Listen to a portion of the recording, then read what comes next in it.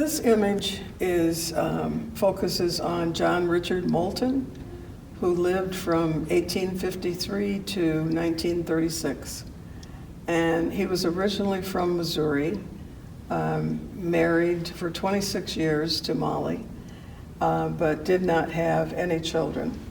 One of the unique aspects of his history is that when the house he owned in Missouri, he actually owned that house at that time. He was described as being 5'10", with dark eyes, dark hair. He worked as an expressman, which is a term from that era, which simply means he was a courier, as we might call him today. He was a laborer and a contractor and a teamster, because he also worked for a water company, and the fact that he was literate, because some of these people actually were not literate, but he could read and he could write. And he was the incorporator of the Dunbar water company. In the Lanfair Valley area, they had to dig down 365 feet to reach water.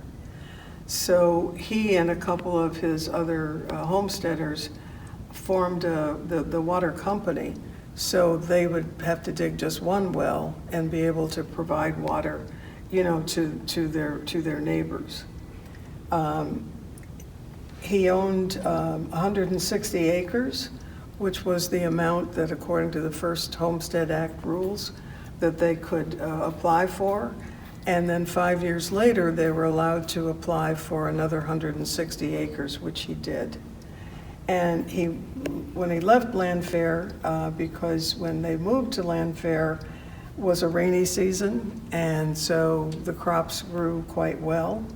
However, within 5 or 6 years, the drought came, and they had so he moved at that point with his brother to Los Angeles. And he used to grow a variety of crops, from rye to corn to beans, wheat, oat hay, rye, hay, beans, milo, maize, and Sudan grass.